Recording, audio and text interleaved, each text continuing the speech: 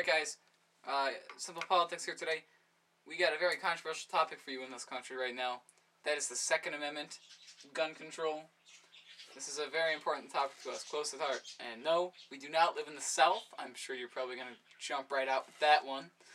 We're about as far north as you can possibly get in America. We're no Hicks, we don't bring shotguns to school and carry Bowie knives around, but this is a topic we believe in greatly.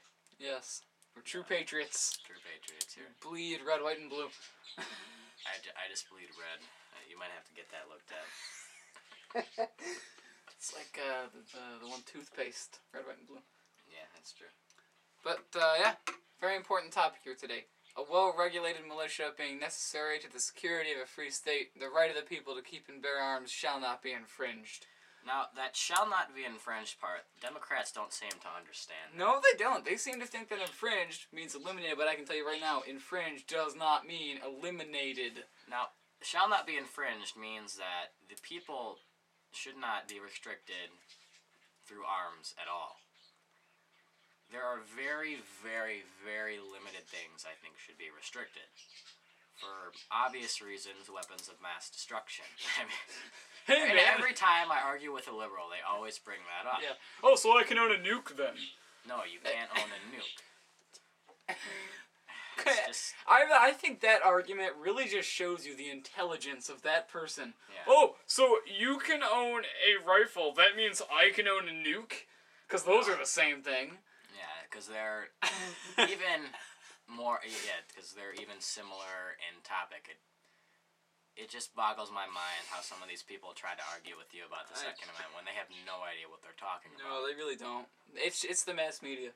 It's what the media's feeding them. Like the same thing. They'll say, well, you don't need a military-style weapon to hunt. No, you don't need it. The Second Amendment's not about hunting. The Second Amendment is not a hunting amendment. This has nothing to do with your grandpa going squirrel hunting so he needs a double barrel, and that's what the Democrats try to say.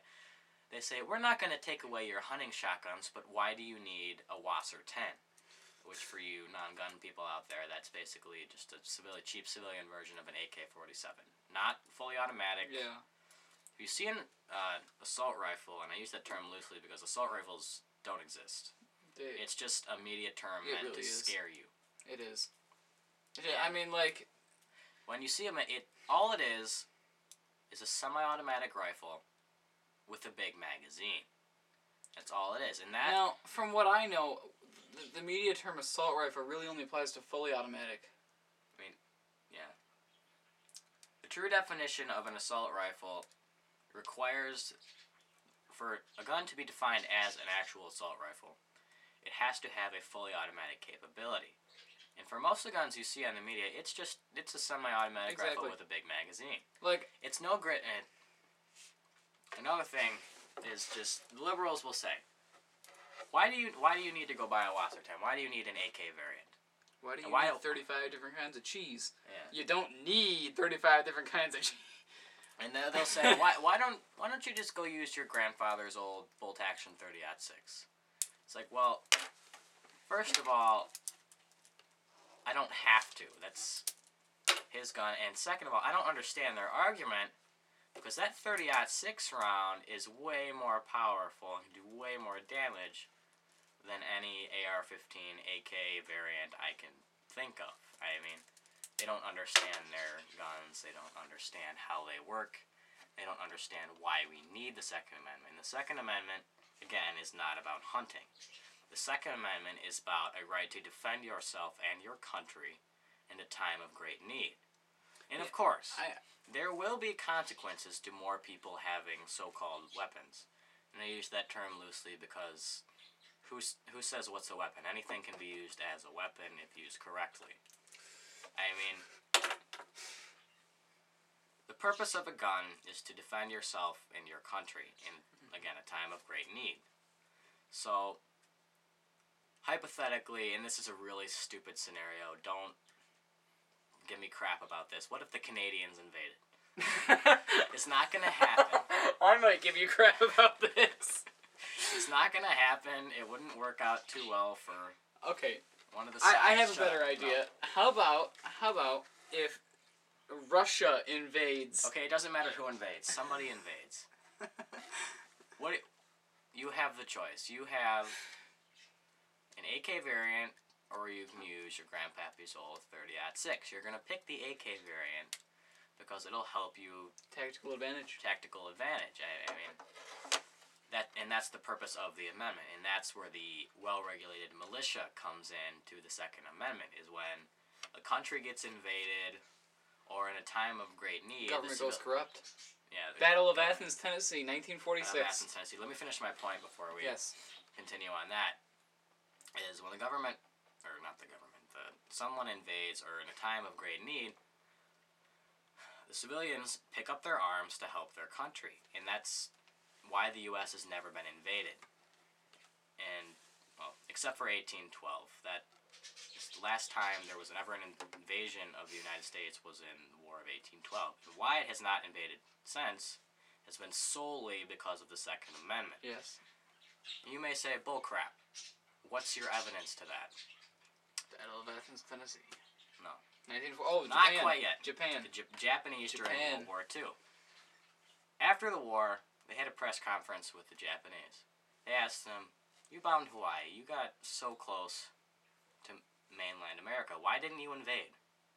The Japanese general said the sole reason why we did not invade is because there's so many guns. We couldn't defeat the whole civilian population and the military. It's just not possible. Army's hard enough. Yeah. The exact quote I can remember from the head general, it was, "I would never invade the United States. There would be a gun behind every blade of grass." And that's why we've never been invaded, why we've never been a home front, more or less. And except for, what was that, 200 years ago? War of 1812? Exactly 200 years ago. It's 2012 right now. Yep. So, okay, go on with the Battle of Athens, and that's something I like to bring up to a liberal.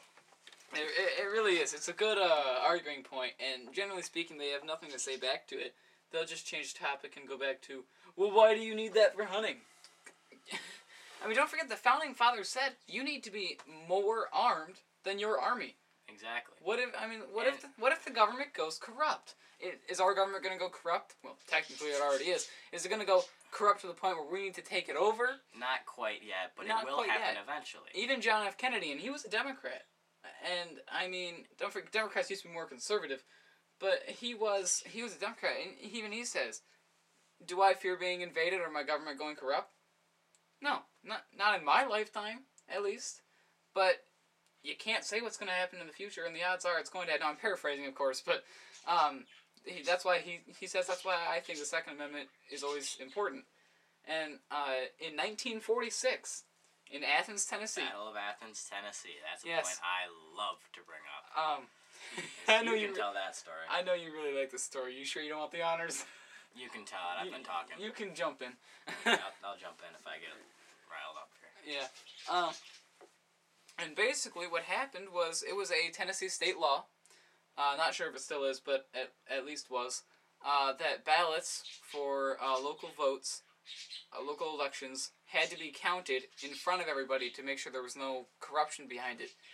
And the county police came in. Was it McClintock? McClintock County, Tennessee, I believe. Yes, they came in and they're like, nope. They took these ballots, they took them right back to the jailhouse, so they could count them. And there was a lot of talk and a lot of fear that this place is becoming corrupt because there are people. Exactly, that people were getting elected that people weren't voting for. And how does that happen? And people were making complaints to the United States Department of Justice, never got answered. So, what else are you going to do?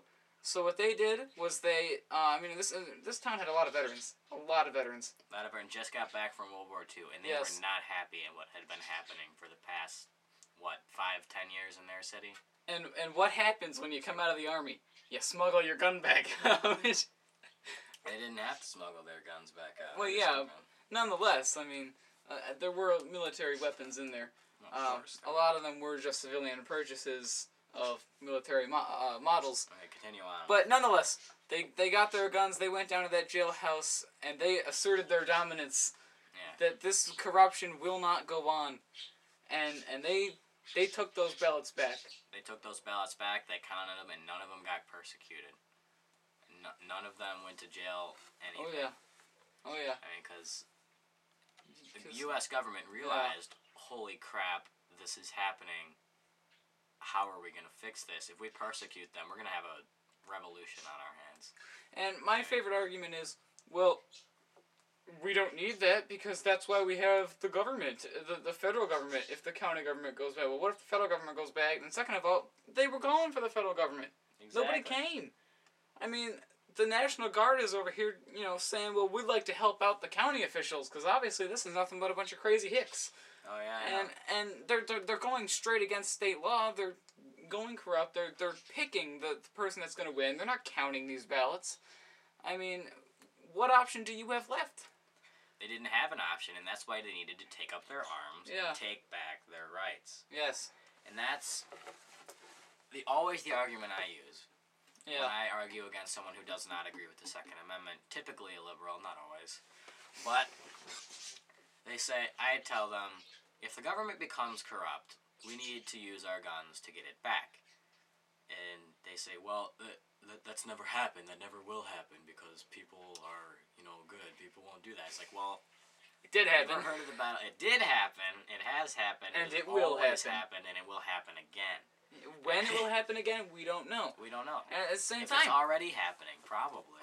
At the same time, I mean, countries invade countries. That's what happens. And are we going to be invaded in our lifetime? Probably not.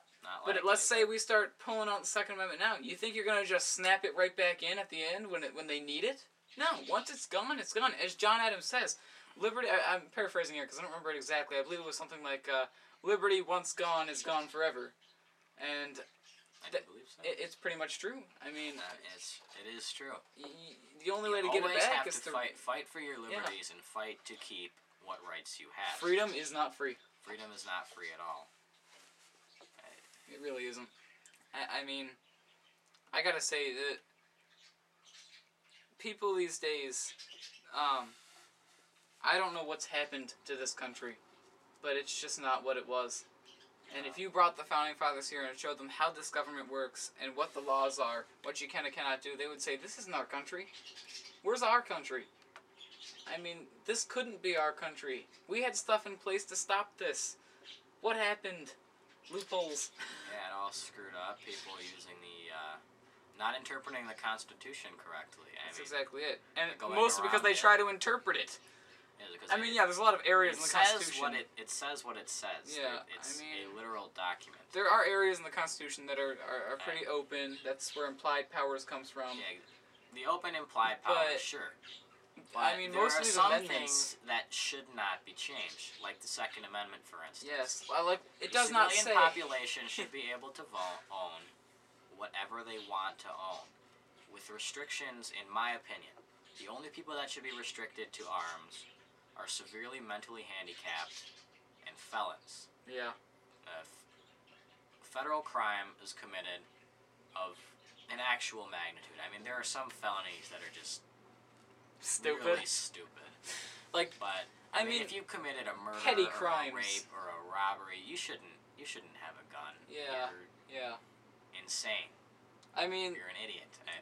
There are some mental disorders that wouldn't affect your ability to use a firearm safely and in a good manner. Yes. But there are also some that you definitely should not be trying to use a weapon. I mean, in the civil.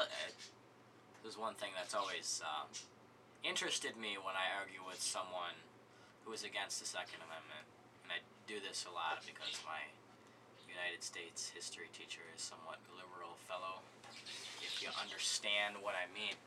Yeah. But they'll say, well, why does the civilian population have a right to be ahead of the military when it comes to arms? It's like, well, so... if the military becomes corrupt, we can take out the military. That's the point. When the government becomes corrupt and they stick the military on the civilian population can beat them back. That's the point of the Second Amendment. I mean, another thing, the civilian population has always been ahead of the military police force in arms races. I mean, just think about the Civil War. I mean, your average soldier was carrying a muzzle-loading cap-lock musket. And the civilian population, they can go out and buy a Henry rifle, Lever action rifle for, I'm not really sure how many it is, but it was really expensive for the time. They can go buy that. That was leaps and bounds ahead of what the military had, and they didn't. Nothing happened bad because of that. Yeah. And, I mean, even still, with another thing I had to bring up is I have a brain fart here. I gotta think of the fella's name. The Battle of Little Bighorn. Is the Native Americans. You guys know the story. General Custer charged in with his men against the Indians, the Indians were armed with lever-action repeating rifles. The United States military was single shots. Again, civilian population fighting against a tyrannical general government beat the crap out of them, rightfully, because they had better weaponry, and they should. That's the point of the Second Amendment, and that's why the population should be armed to the teeth. Yeah. I mean... Another thing that kind of gets me, and we're running out of time here, but another thing that kind of gets me with this is crime versus guns. And something that really gets me is when liberals will say, more guns, more gun crime. Well, no, really. If there were if forks were considered a weapon, there would be more fork crime. Exactly. Same thing. Now, what you need to look at... Think about it, it's true. We're looking at crime, not gun crime. When everybody has a gun... Look at actual crime, and I'll bring this up is China. My father had a foreign exchange student who was a Chinese kid. I forget his name. But he had a conversation with him about guns. He said, China, communist nation, they don't like their people very much. They don't let them have guns. He said it doesn't matter. Everyone just uses a knife or a club. Muggings are horrible. Crime is nasty. Violent crime skyrockets with the less people being armed. That's a fact. Yeah, it really is. I mean, violent crime skyrockets with less people being armed. Yeah. I mean, that's just a fact. But I mean, another thing. Think about this. Look at places. All right, name me a mass shooting. Name me one right now. Something that happened recently. Aurora. All right, movie theater. The liberals went after that. You can't have a gun there. Almost every single person that died was old enough to defend themselves, and none of them could because they were in a movie theater. Many of them, if the movie theater allowed guns in there, that wouldn't have happened. And if it did, it would have happened at a much lower scale. Like, I would have came in with his rifle, it would have shot maybe one or two people. And they would have shot him back. And they would have shot him back. And some people argue, they say, oh, he was wearing body armor. No, first of all, he wasn't. He was wearing football pads. Second off, even if he was, body armor isn't fully bulletproof. It's bullet resistant. If you know anything about guns, you know, a few shots will take out some body armor. I mean, one or two hits in a similar area will take out some body armor. I mean, more people armed, less crime. That is a fact. One more thing we have to look at, and we only got about a minute and a half here left. That's when we look at, when you strengthen gun control, crime rate goes up, and every time you loosen it, it goes down. We see this around the whole world, never mind this country. Oh, yeah. I mean, Washington, D.C., they have more gun control, their crime goes up. That's why it's such a horrible place. Oh, yeah. I mean, look, the biggest...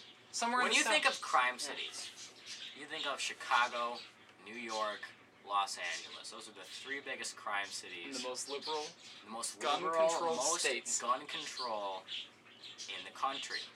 That's not a coincidence. More gun control equals more crime. Because think about it. Criminals get guns legally or not. They don't care.